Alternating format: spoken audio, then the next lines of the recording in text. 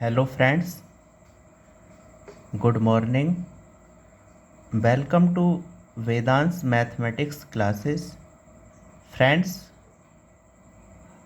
आज हमारा ये सेकंड लेक्चर है जिसमें हम क्वेश्चन 11 से क्लास स्टार्ट करेंगे। क्वेश्चन नंबर 11, एक गुब्बारा G/8 मीटर पर सेकंड स्क्वायर के एक समान त्वरण से ऊपर की ओर जा रहा है। आधे मिनट बाद उसमें से एक पिंड छोड़ा जाता है। पिंड कितने समय बाद पृथ्वी तल पर पहुंचेगा? तो मान लीजिए फ्रेंड्स, बिंदु ओ से गुब्बारा ऊपर की ओर जा रहा है। आधे मिनट बाद वह बिंदु ए पर पहुंच जाता है जहां इसका वेग v हो जाता है और 30 मिनट में इस दौरान उसने h ऊंचाई तय कर ली। तो फ्रेंड्स, गुब्बारे की गति के लिए ये हो जाएगा h=ut plus half GT²। Friends, गुब्बारा एक समांतरण से चल रहा है। गुब्बारा एक समांतरण से चल रहा है तो इसका मतलब बिंदु O पर गुब्बारे का जो प्रारंभिक वेग होगा वो 0 होगा।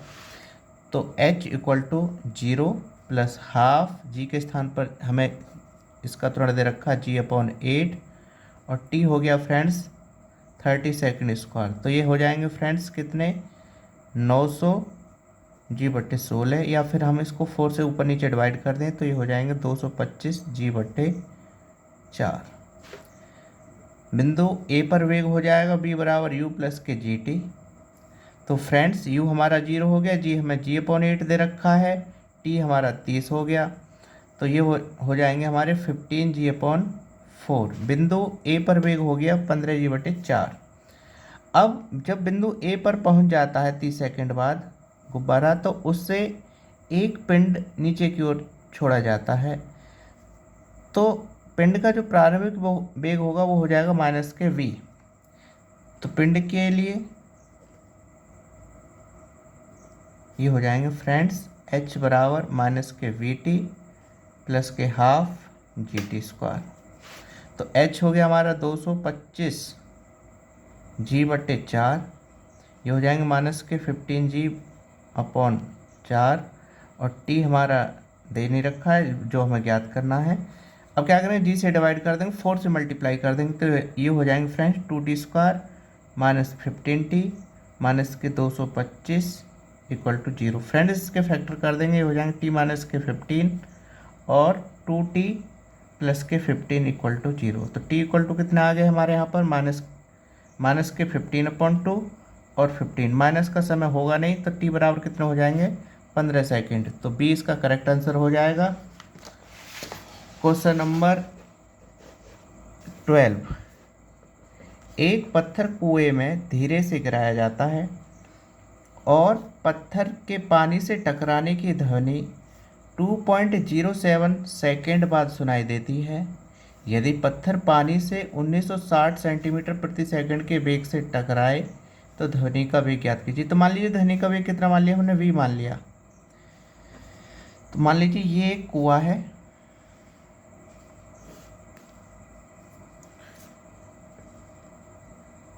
पिंड को द्रवावस्था से छोड़ा जाता है और वह h ऊंचाई, h दूर यानी नीचे की ओर गिरता है। जब वो यहाँ टकरा रहा है जल से तो इसका जो वेग है वो दे रखा हमें b बराबर कितना, 1960। अब पिंड पृथ्वी कुएं के तल तक आने में जो समय ले रहा है वो मान लिया हमने t1 और तल से टकराकर जो ध्वनि जा रही है जो हमें सुनाई देगी उसको लग रहा है समय t2।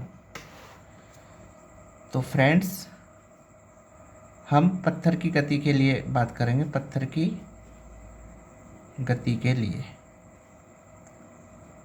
तो फ्रेंड्स, यहाँ h = ये हो जाएगा ut प्लस के हाफ, यानी t1 समय ले रहा है, GT1²। तो u हमारा 0 है तो h = हाफ GT1², इस इक्वेशन फर्स्ट कह देंगे। और फ्रेंड्स, t1 प्लस के t2 यानी कुल जो समय लग रहा आने में और फिर जाने में तो वो है हमारा 2.07। अब ध्वनि की गति के लिए।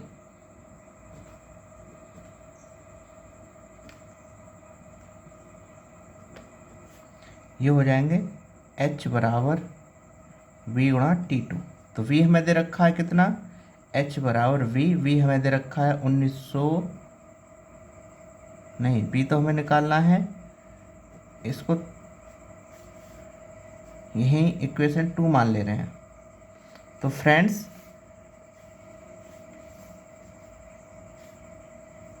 पत्थर की गति के लिए ही यहाँ से हमने v बराबर u प्लस के GT यानी GT1, तो v हमें दे रखा 1960, u हमें दे रखा 0 और g हमें दे रखा 980 गुणा T1।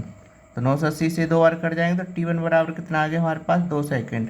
T1 की वैल्यू हम यहाँ रखेंगे तो T2 हमारा निकल जाएगा कितना 0.07 सेकेंड। तो समीकरण 1 और 2 से h की वैल्यू हम बराबर रख लेंगे तो ये हो जाएंगे हाफ जी। T1 हमारा कितने निकल का आया 2 स्क्वायर इक्वल टू v हमें निकालना है 2, T2 हो गया हमारा 0.07। तो v इक्वल टू 1 2 से 2 कैंसिल हो गया, g की वैल्यू होगी फ्रेंड्स 980 गुणा 2/0.07। पॉइंट काट कर यहाँ ये आ जाएंगे 100 और इस 7 से 14 पर कट जाएगा, 14 दूनी 28 यानी 280 यानी 28,000 सेंटीमीटर पर सेकेंड। या फिर इसे हम फ्रेंड्स लिख सकते हैं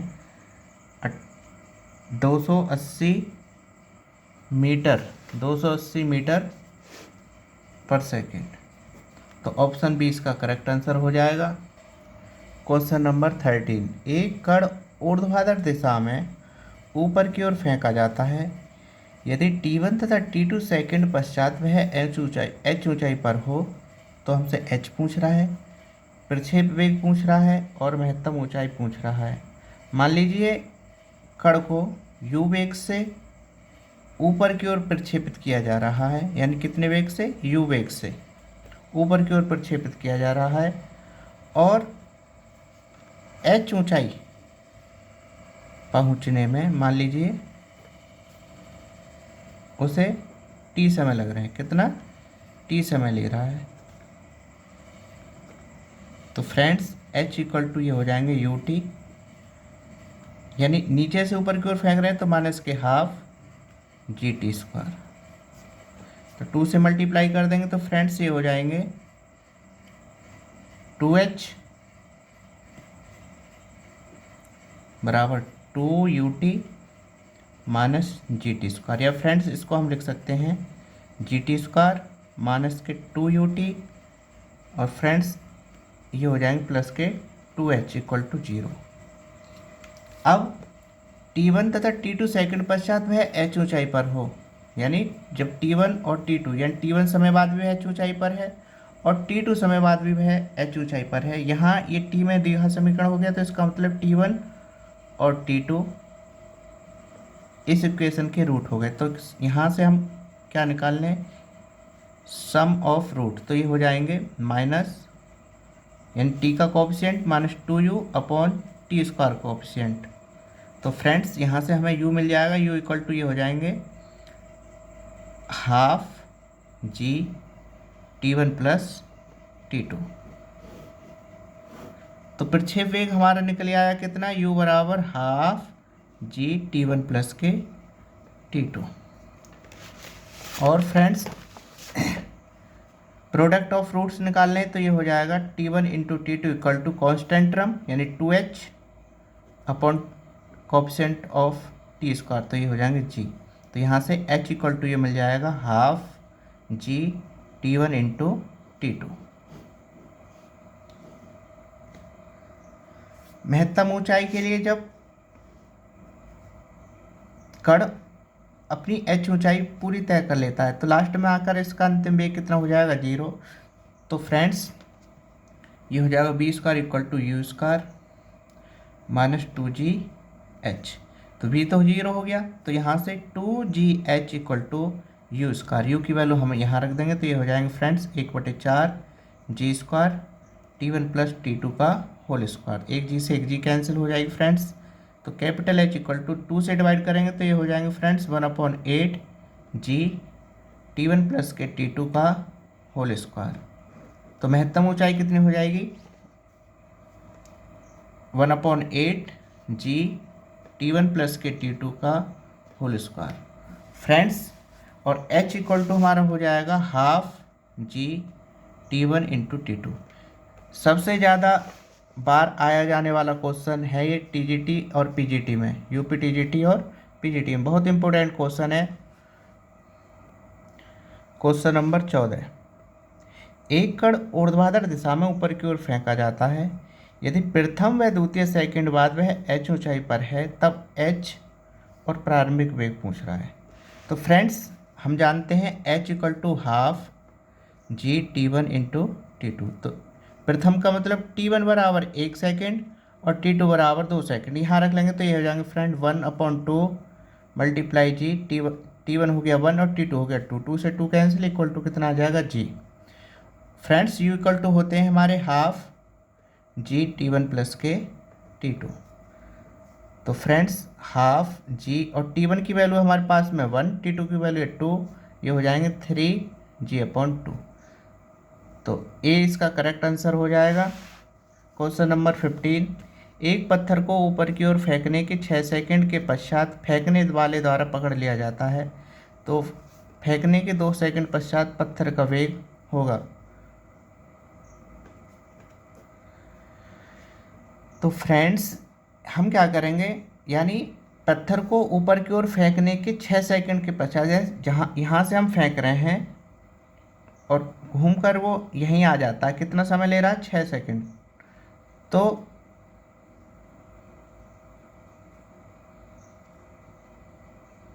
टी बराबर कितना हो जाएगा हमारा 6/2, यानी ये हो गए 3 सेकंड।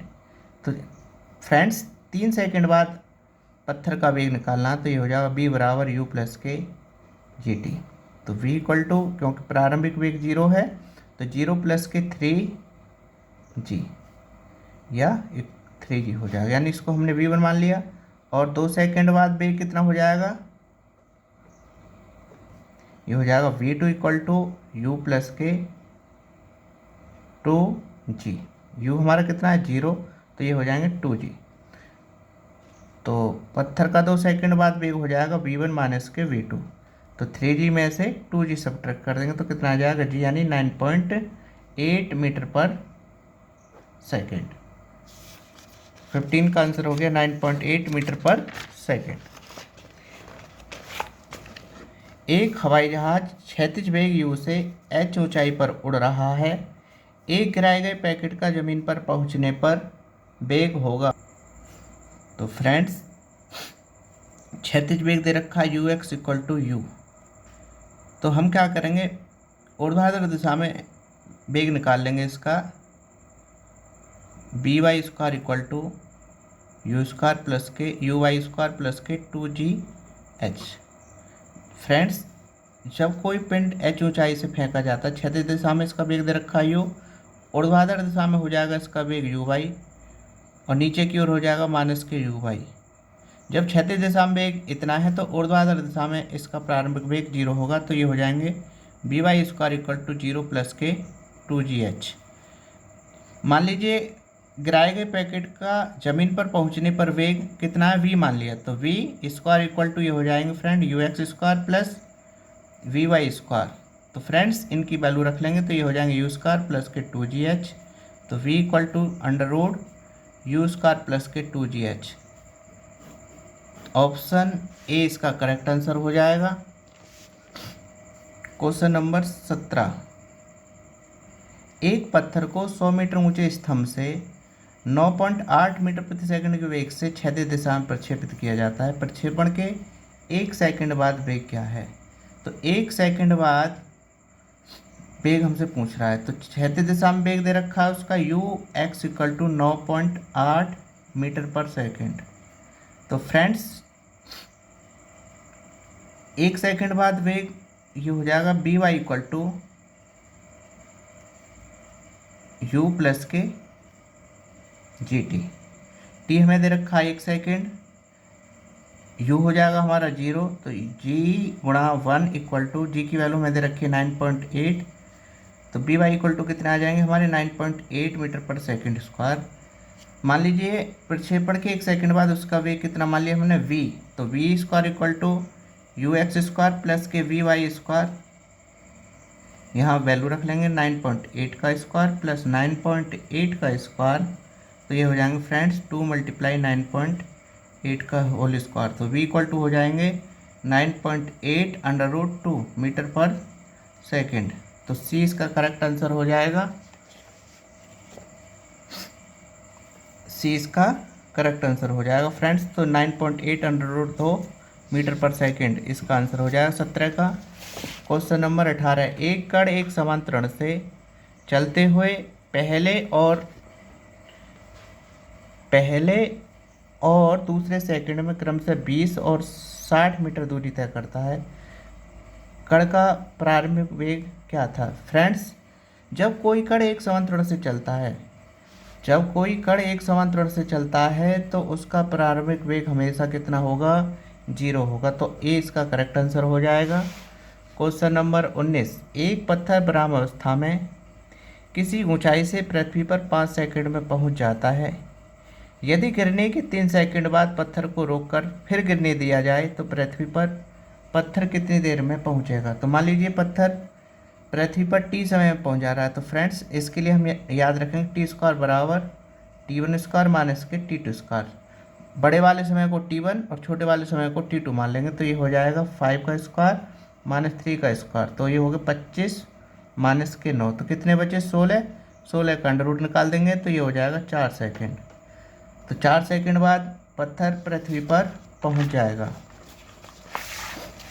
क्वेश्चन नंबर 20, दो कण ए तथा बी को क्रमशः 5 मीटर तथा 20 मीटर की ऊंचाई से छोड़ा गया है, तब ए तथा बी द्वारा जमीन पर पहुंचने में लिए गए समय का अनुपात होगा। तो फ्रेंड्स, पहले लेक्चर में हमने इसको बतलाया था T1:T2 इक्वल टू √H1 अनुपात √H2। तो H1 कितनी है हमारी? 5,